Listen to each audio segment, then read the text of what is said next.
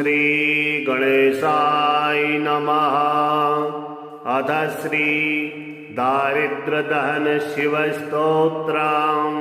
विश्वेश्वराय नरकारणवतारणाय कर्णामृताय शशिशेखरधारणाय कर्पूरकान्तिधवलाय जटाधराय दारिद्र्यदुःखदहनाय नमः शिवाय। गौरीप्रियाय रजनीशकलाधराय कालान्तकाय भुजगाधिपकङ्कणाय गंगाधराय गजराजविमर्दनाय दारिद्र्यदुःखदहनाय नमः शिवाय। भक्तिप्रियाय भवरोगभयापहाय उग्राय दुर्गभवसागरतारणाय ज्योतिर्मयाय गुणनामसुनृत्यकाय दारिद्र्यदुःखदहनाय नमः शिवाय। चर्माम्बराय शवभस्मविलेपनाय भालेक्षणाय मणिकुण्डलमण्डिताय मञ्जीरपादयुगलाय जटाधराय दारिद्र्यदुःखदहनाय नमः शिवाय। पञ्चाननाय फणिराजविभूषणाय हेमांशुकाय भुवनत्रयमण्डिताय आनन्दभूमिवरदाय तमोमयाय दारिद्र्यदुःखदहनाय नमः शिवाय। भानुप्रियाय भवसागरतारणाय कालान्तकाय कमलासनपूजिताय नेत्रत्रयाय शुभलक्षणलक्षिताय दारिद्र्यदुःखदहनाय नमः शिवाय। रामप्रियाय रघुनाथवरप्रदाय नागप्रियाय नरकारणवतारणाय पुण्येषु पुण्यभरिताय सुरार्चिताय दारिद्र्यदुःखदहनाय नमः शिवाय। मुक्तेश्वराय फलदाय गणेश्वराय गीतप्रियाय वृषभेश्वर वाहनाय मातङ्गचर्मवशनाय महेश्वराय दारिद्र्यदुःखदहनाय नमः शिवाय। गौरीविलासभुवनाय महेश्वराय पञ्चाननाय शरणागतकल्पदाय सर्वाय सर्वजगतामधिपाय तस्मै दारिद्र्यदुःखदहनाय नमः शिवाय। वसिष्ठेन कृतं स्तोत्रं सर्वरोगनिवारणं सर्वसम्पत्करं शीघ्रं पुत्रपौत्रादिवर्धनं त्रिसन्ध्यं यः पठेन्नित्यं स हि स्वर्गमवाप्नुयात्। विश्वेश्वराय नरकारणवतारणाय कर्णामृताय शशिशेखरधारणाय कर्पूरकान्तिधवलाय जटाधराय दारिद्र्यदुःखदहनाय नमः शिवाय। गौरीप्रियाय रजनीशकलाधराय कालान्तकाय भुजगाधिपकङ्कणाय गंगाधराय गजराजविमर्दनाय दारिद्र्यदुःखदहनाय नमः शिवाय। भक्तिप्रियाय भवरोगभयापहाय उग्राय दुर्गभवसागरतारणाय ज्योतिर्मयाय गुणनामसुनृत्यकाय दारिद्र्यदुःखदहनाय नमः शिवाय। चर्माम्बराय शवभस्मविलेपनाय भालेक्षणाय मणिकुण्डलमण्डिताय मञ्जीरपादयुगलाय जटाधराय दारिद्र्यदुःखदहनाय नमः शिवाय। पञ्चाननाय फणिराजविभूषणाय हेमांशुकाय भुवनत्रयमण्डिताय आनन्दभूमिवरदाय तमोमयाय दारिद्र्यदुःखदहनाय नमः शिवाय भानुप्रियाय भवसागरतारणाय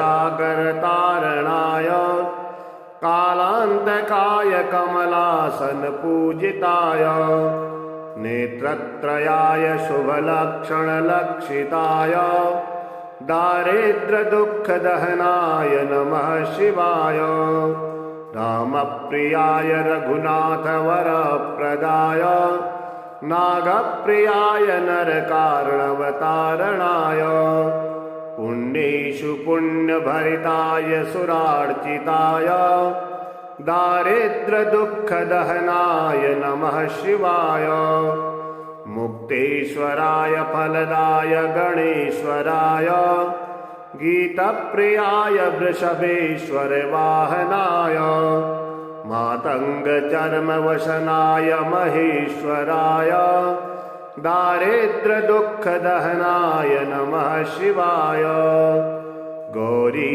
गौरीविलासभुवनाय महेश्वराय पञ्चाननाय शरणागतकल्पदाय सर्वाय सर्वजगतामधिपाय तस्मै दारिद्र्यदुःखदहनाय नमः शिवाय वसिष्ठेन कृतं स्तोत्रं सर्वरोगनिवारणं सर्वसम्पत्करं शीघ्रं पुत्रपौत्रादिवर्धनं त्रिसन्ध्यं यः पठेत् नित्यं स हि स्वर्गमवाप्नुयात् विश्वेश्वराय नरकारणवतारणाय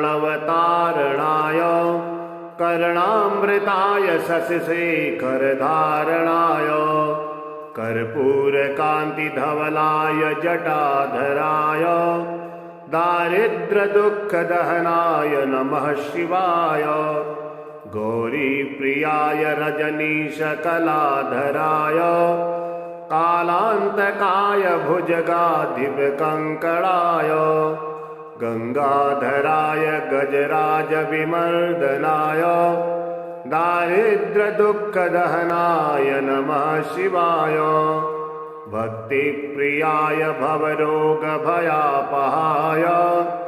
उग्राय दुर्गभवसागरतारणाय ज्योतिर्मयाय गुणनामसुनृत्यकाय दारिद्र्यदुःखदहनाय नमः शिवाय चर्माम्बराय शवभस्मविलेपनाय भालेक्षणाय मणिकुण्डलमण्डिताय मञ्जीरपादयुगलाय जटाधराय दारिद्र्यदुःखदहनाय नमः शिवाय पञ्चाननाय फणिराजविभूषणाय हेमांशुकाय भुवनत्रयमण्डिताय आनन्दभूमिवरदाय तमोमयाय दारिद्र्यदुःखदहनाय नमः शिवाय भानुप्रियाय भवसागरतारणाय कालान्तकाय कमलासनपूजिताय नेत्रत्रयाय शुभलक्षणलक्षिताय दारिद्र्यदुःखदहनाय नमः शिवाय रामप्रियाय रघुनाथवरप्रदाय नागप्रियाय नरकारणवतारणाय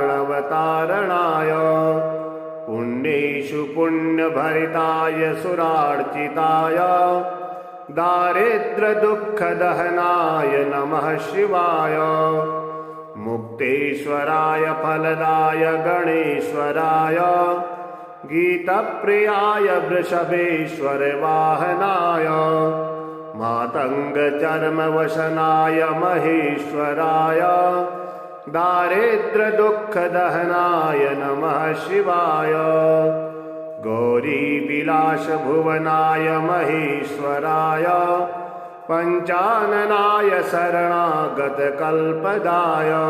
सर्वाय सर्वजगतामधिपाय तस्मै दारिद्र्यदुःखदहनाय नमः शिवाय। वसिष्ठेन कृतं स्तोत्रं सर्वरोगनिवारणं सर्वसम्पत्करं शीघ्रं पुत्रपौत्रादिवर्धनं त्रिसन्ध्यं यः पठेत् नित्यं स हि स्वर्गमवाप्नुयात्। विश्वेश्वराय नरकार्णवतारणाय कर्णामृताय शशिशेखरधारणाय कर्पूरकान्तिधवलाय जटाधराय दारिद्र्यदुःखदहनाय नमः शिवाय। गौरीप्रियाय रजनीशकलाधराय कालान्तकाय भुजगाधिपकङ्कणाय गंगाधराय गजराजविमर्दनाय दारिद्र्यदुःखदहनाय नमः शिवाय। भक्तिप्रियाय भवरोगभयापहाय उग्राय दुर्गभवसागरतारणाय ज्योतिर्मयाय गुणनामसुनृत्यकाय दारिद्र्यदुःखदहनाय नमः शिवाय। चर्माम्बराय शवभस्मविलेपनाय भालेक्षणाय मणिकुण्डलमण्डिताय मञ्जीरपादयुगलाय जटाधराय दारिद्र्यदुःखदहनाय नमः शिवाय। पञ्चाननाय फणिराजविभूषणाय हेमांशुकाय भुवनत्रयमण्डिताय आनन्दभूमिवरदाय तमोमयाय दारिद्र्यदुःखदहनाय नमः शिवाय। भानुप्रियाय भवसागरतारणाय कालान्तकाय कमलासनपूजिताय नेत्रत्रयाय शुभलक्षणलक्षिताय दारिद्र्यदुःखदहनाय नमः शिवाय। रामप्रियाय रघुनाथवरप्रदाय नागप्रियाय नरकार्णवतारणाय पुण्येषु पुण्यभरिताय सुरार्चिताय दारिद्र्यदुःखदहनाय नमः शिवाय। मुक्तेश्वराय फलदाय गणेश्वराय गीतप्रियाय वृषभेश्वर वाहनाय मातङ्गचर्मवसनाय महेश्वराय दारिद्र्यदुःखदहनाय नमः शिवाय। गौरीविलासभुवनाय महेश्वराय पञ्चाननाय शरणागतकल्पदाय सर्वाय सर्वजगतामधिपाय तस्मै दारिद्र्यदुःखदहनाय नमः शिवाय। वसिष्ठेन कृतं स्तोत्रं सर्वरोगनिवारणं सर्वसम्पत्करं शीघ्रं पुत्रपौत्रादिवर्धनं त्रिसन्ध्यं यः पठेत् नित्यं स हि स्वर्गमवाप्नुयात्। विश्वेश्वराय नरकार्णवतारणाय कर्णामृताय शशिशेखरधारणाय कर्पूरकान्तिधवलाय जटाधराय दारिद्र्यदुःखदहनाय नमः शिवाय। गौरीप्रियाय रजनीशकलाधराय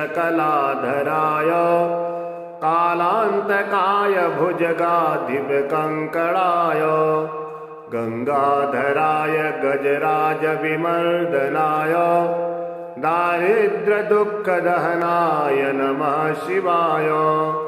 भक्तिप्रियाय भवरोगभयापहाय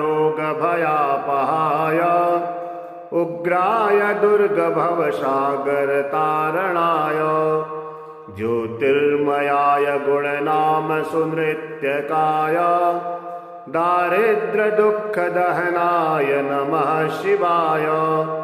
चर्माम्बराय शवभस्मविलेपनाय भालेक्षणाय मणिकुण्डलमण्डिताय मञ्जीरपादयुगलाय जटाधराय दारिद्र्यदुःखदहनाय नमः शिवाय पञ्चाननाय फणिराजविभूषणाय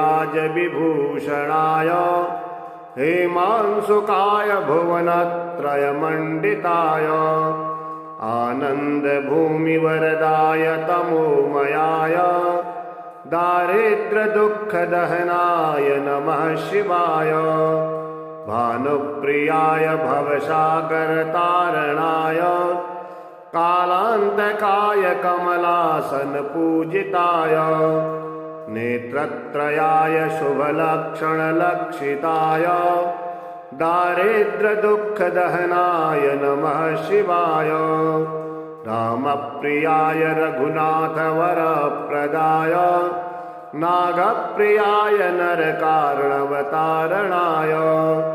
पुण्येषु पुण्यभरिताय सुरार्चिताय दारिद्र्यदुःखदहनाय नमः शिवाय मुक्तेश्वराय फलदाय गणेश्वराय गीतप्रियाय वृषभेश्वर वाहनाय मातङ्गचर्मवशनाय महेश्वराय दारिद्र्यदुःखदहनाय नमः शिवाय गौरीविलासभुवनाय महेश्वराय पञ्चाननाय शरणागतकल्पदाय सर्वाय सर्वजगतामधिपाय तस्मै दारिद्र्यदुःखदहनाय नमः शिवाय वसिष्ठेन कृतं स्तोत्रं सर्वरोगनिवारणं सर्वसम्पत्करं शीघ्रं पुत्रपौत्रादिवर्धनं त्रिसन्ध्यं यः पठेत् नित्यं स हि स्वर्गमवाप्नुयात् विश्वेश्वराय नरकार्णवतारणाय कर्णामृताय शशिशेखरधारणाय कर्पूरकान्तिधवलाय जटाधराय दारिद्र्यदुःखदहनाय नमः शिवाय गौरीप्रियाय रजनीशकलाधराय कालान्तकाय भुजगाधिपकङ्कणाय गंगाधराय गजराजविमर्दनाय दारिद्र्यदुःखदहनाय नमः शिवाय भक्तिप्रियाय भवरोगभयापहाय उग्राय दुर्गभवसागरतारणाय ज्योतिर्मयाय गुणनामसुनृत्यकाय दारिद्र्यदुःखदहनाय नमः शिवाय चर्माम्बराय शवभस्मविलेपनाय भालेक्षणाय मणिकुण्डलमण्डिताय मञ्जीरपादयुगलाय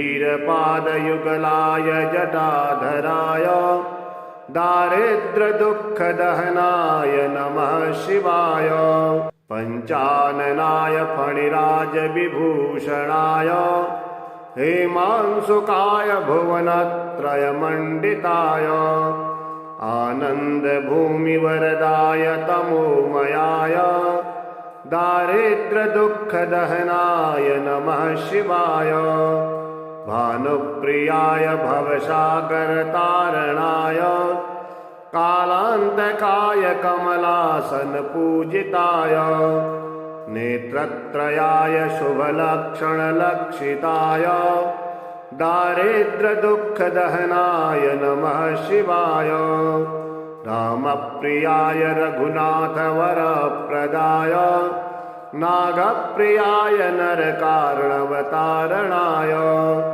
पुण्येषु पुण्यभरिताय सुरार्चिताय दारिद्र्यदुःखदहनाय नमः शिवाय मुक्तेश्वराय फलदाय गणेश्वराय गीतप्रियाय वृषभेश्वर वाहनाय मातङ्गचर्मवशनाय महेश्वराय दारिद्र्यदुःखदहनाय नमः शिवाय गौरीविलासभुवनाय महेश्वराय पञ्चाननाय शरणागतकल्पदाय सर्वाय सर्वजगतामधिपाय तस्मै दारिद्र्यदुःखदहनाय नमः शिवाय।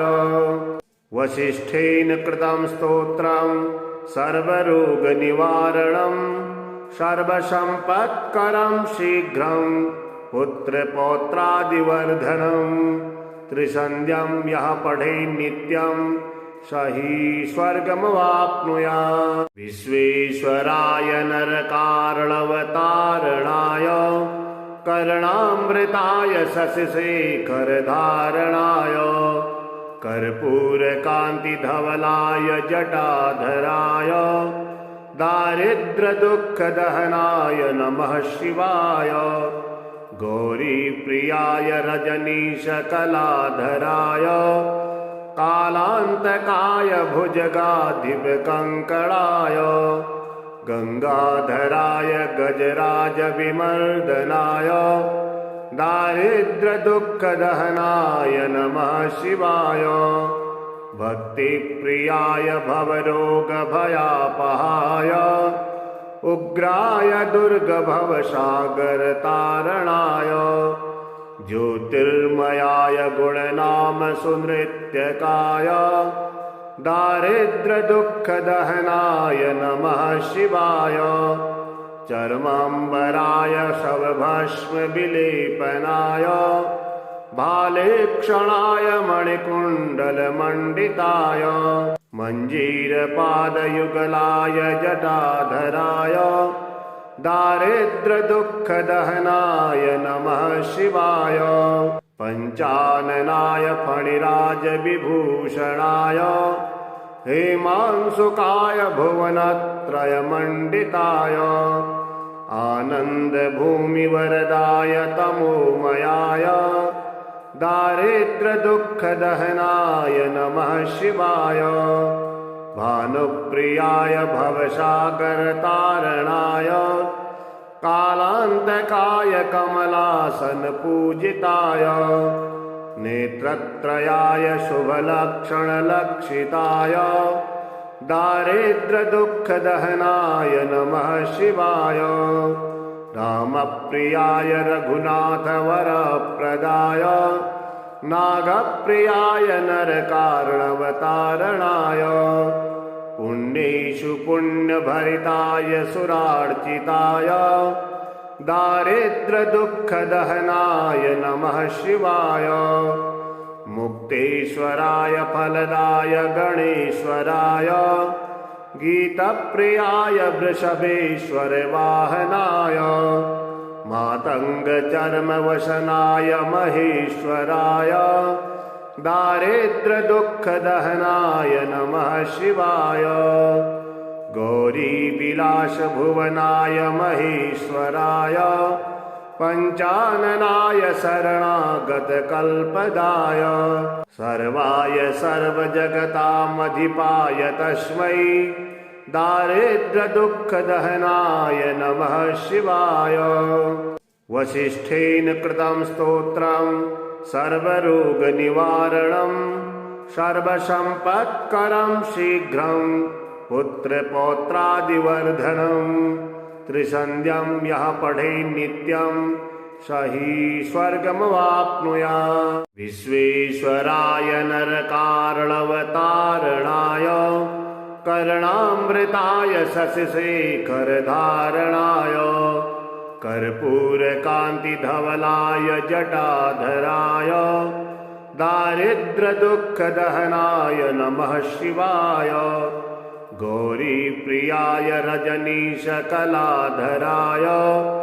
कालान्तकाय भुजगाधिपकङ्कणाय गंगाधराय गजराजविमर्दनाय दारिद्र्यदुःखदहनाय नमः शिवाय।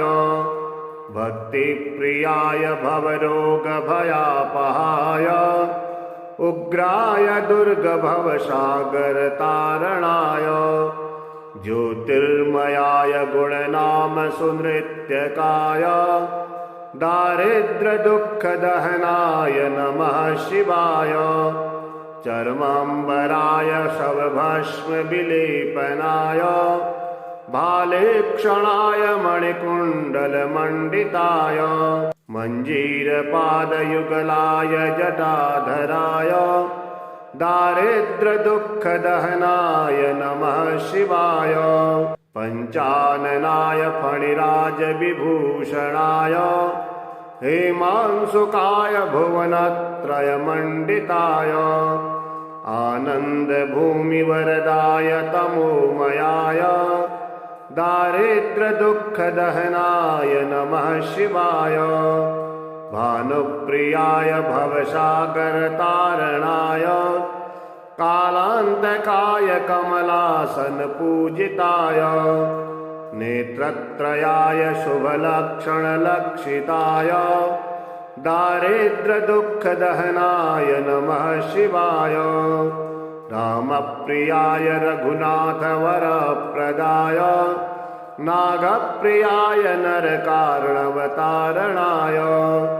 पुण्येषु पुण्यभरिताय सुरार्चिताय दारिद्र्यदुःखदहनाय नमः शिवाय मुक्तेश्वराय फलदाय गणेश्वराय गीतप्रियाय वृषभेश्वर वाहनाय मातङ्गचर्मवसनाय महेश्वराय दारिद्र्यदुःखदहनाय नमः शिवाय गौरीविलासभुवनाय महेश्वराय पञ्चाननाय शरणागतकल्पदाय सर्वाय सर्वजगतामधिपाय तस्मै दारिद्र्यदुःखदहनाय नमः शिवाय वसिष्ठेन कृतं स्तोत्रं सर्वरोगनिवारणं सर्वसम्पत्करं शीघ्रं पुत्रपौत्रादिवर्धनं त्रिसन्ध्यं यः पठेत् नित्यं स हि स्वर्गमवाप्नुयात् विश्वेश्वराय नरकार्णवतारणाय कर्णामृताय शशिशेखरधारणाय कर्पूरकान्तिधवलाय जटाधराय दारिद्र्यदुःखदहनाय नमः शिवाय गौरीप्रियाय रजनीशकलाधराय कालान्तकाय भुजगाधिपकङ्कणाय गंगाधराय गजराजविमर्दनाय दारिद्र्यदुःखदहनाय नमः शिवाय भक्तिप्रियाय भवरोगभयापहाय उग्राय दुर्गभवसागरतारणाय ज्योतिर्मयाय गुणनामसुनृत्यकाय दारिद्र्यदुःखदहनाय नमः शिवाय चर्माम्बराय शवभस्मविलेपनाय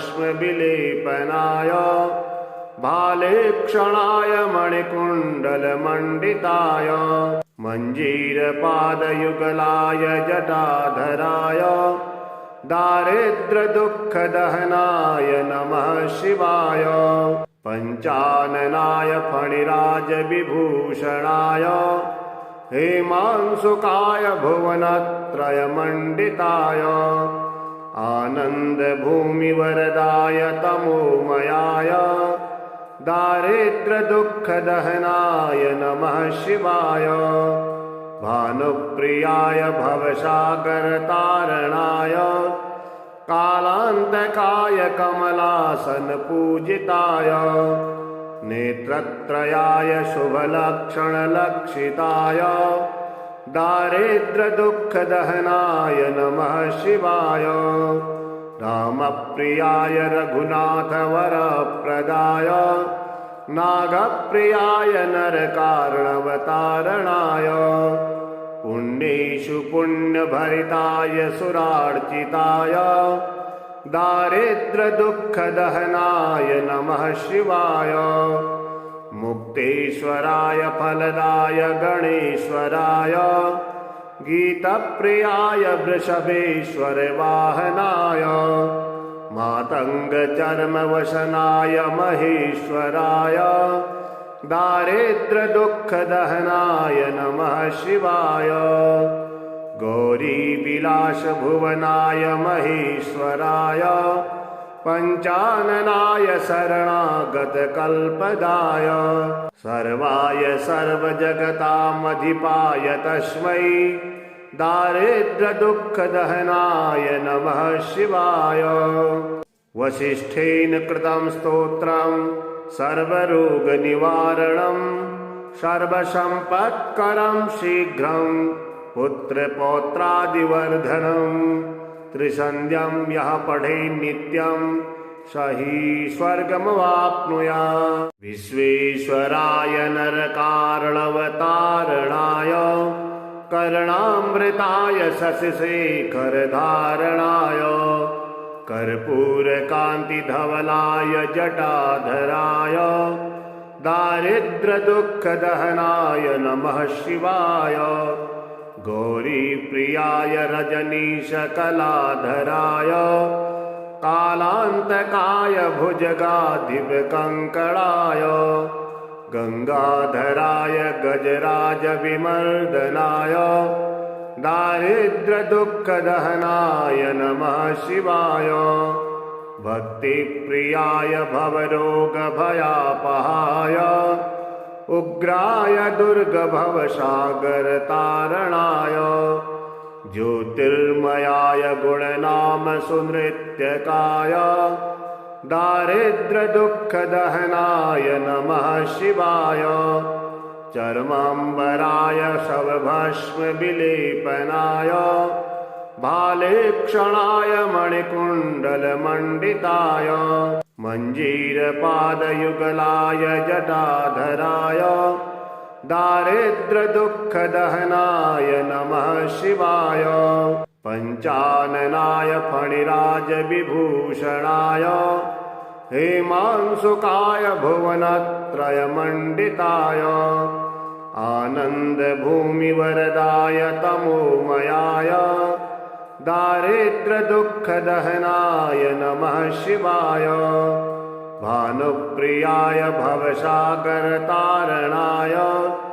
कालान्तकाय कमलासनपूजिताय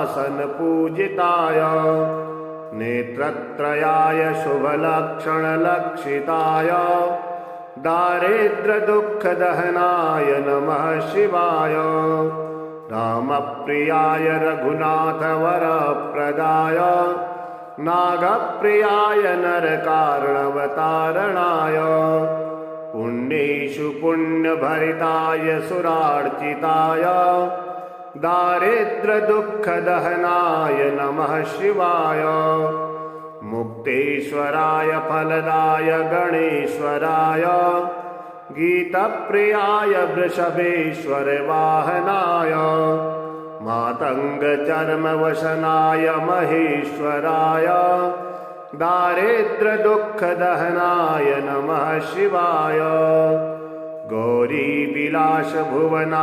महेश्वराय पञ्चाननाय शरणागतकल्पदाय सर्वाय सर्वजगतामधिपाय तस्मै दारिद्र्यदुःखदहनाय नमः शिवाय वसिष्ठेन कृतं स्तोत्रं सर्वरोगनिवारणं सर्वसम्पत्करं शीघ्रं पुत्रपौत्रादिवर्धनं त्रिसन्ध्यं यः पठेत् नित्यं स हि स्वर्गमवाप्नुयात्। विश्वेश्वराय नरकारणवतारणाय कर्णामृताय शशिशेखरधारणाय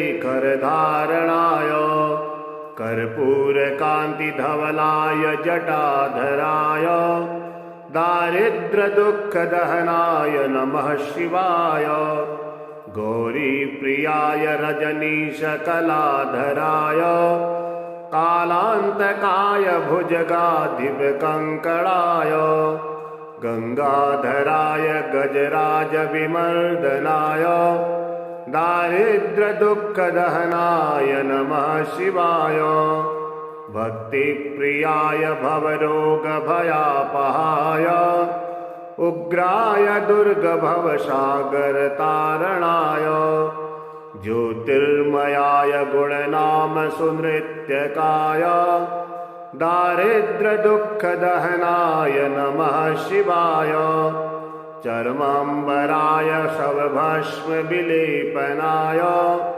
भालेक्षणाय मणिकुण्डलमण्डिताय मञ्जीरपादयुगलाय जटाधराय दारिद्र्यदुःखदहनाय नमः शिवाय पञ्चाननाय फणिराजविभूषणाय हेमांशुकाय भुवनत्रयमण्डिताय आनन्दभूमिवरदाय तमोमयाय दारिद्र्यदुःखदहनाय नमः शिवाय भानुप्रियाय भवसागरतारणाय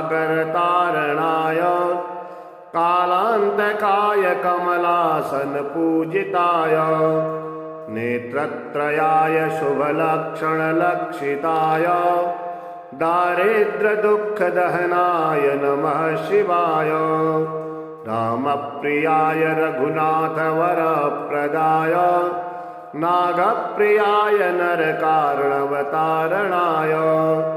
पुण्येषु पुण्यभरिताय सुरार्चिताय दारिद्र्यदुःखदहनाय नमः शिवाय मुक्तेश्वराय फलदाय गणेश्वराय गीतप्रियाय वृषभेश्वर वाहनाय मातङ्गचर्मवशनाय महेश्वराय दारिद्र्यदुःखदहनाय नमः शिवाय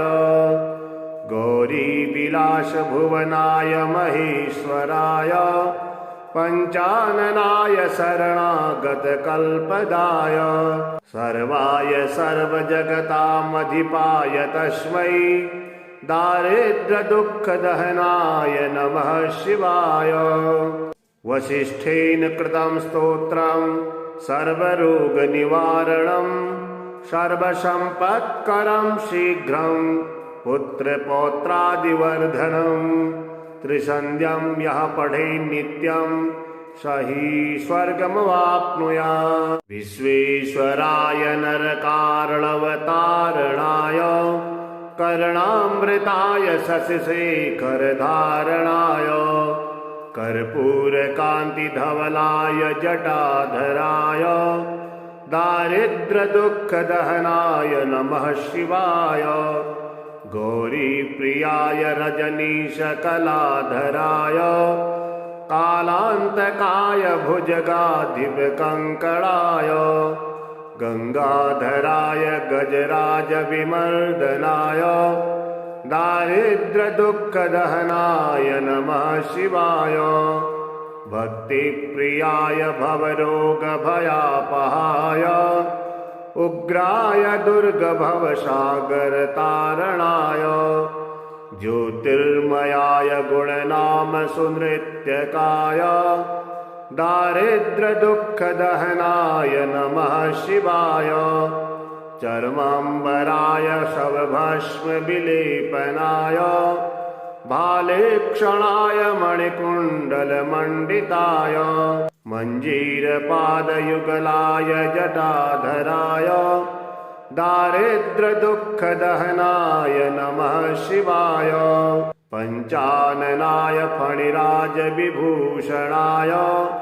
हेमांशुकाय भुवनत्रयमण्डिताय आनन्दभूमिवरदाय तमोमयाय दारिद्र्यदुःखदहनाय नमः शिवाय भानुप्रियाय भवसागरतारणाय कालान्तकाय कमलासनपूजिताय नेत्रत्रयाय शुभलक्षणलक्षिताय दारिद्र्यदुःखदहनाय नमः शिवाय रामप्रियाय रघुनाथवरप्रदाय नागप्रियाय नरकार्णवतारणाय पुण्येषु पुण्यभरिताय सुरार्चिताय दारिद्र्यदुःखदहनाय नमः शिवाय। मुक्तेश्वराय फलदाय गणेश्वराय गीतप्रियाय वृषभेश्वर वाहनाय मातङ्गचर्मवशनाय महेश्वराय दारिद्र्यदुःखदहनाय नमः शिवाय। गौरीविलासभुवनाय महेश्वराय पञ्चाननाय शरणागतकल्पदाय सर्वाय सर्वजगतामधिपाय तस्मै दारिद्र्यदुःखदहनाय नमः शिवाय। वसिष्ठेन कृतं स्तोत्रं सर्वरोगनिवारणं सर्वसम्पत्करं शीघ्रं पुत्रपौत्रादिवर्धनं त्रिसन्ध्यं यः पठेत् नित्यं स हि स्वर्गमवाप्नुयात्। विश्वेश्वराय नरकार्णवतारणाय कर्णामृताय शशिशेखरधारणाय कर्पूरकान्तिधवलाय जटाधराय दारिद्र्यदुःखदहनाय नमः शिवाय। गौरीप्रियाय रजनीशकलाधराय कालान्तकाय भुजगाधिपकङ्कणाय गंगाधराय गजराजविमर्दनाय दारिद्र्यदुःखदहनाय नमः शिवाय। भक्तिप्रियाय भवरोगभयापहाय उग्राय दुर्गभवसागरतारणाय ज्योतिर्मयाय गुणनामसुनृत्यकाय दारिद्र्यदुःखदहनाय नमः शिवाय। चर्माम्बराय शवभस्मविलेपनाय भालेक्षणाय मणिकुण्डलमण्डिताय मञ्जीरपादयुगलाय जटाधराय दारिद्र्यदुःखदहनाय नमः शिवाय। पञ्चाननाय फणिराजविभूषणाय हेमांशुकाय भुवनत्रयमण्डिताय आनन्दभूमिवरदाय तमोमयाय दारिद्र्यदुःखदहनाय नमः शिवाय। भानुप्रियाय भवसागरतारणाय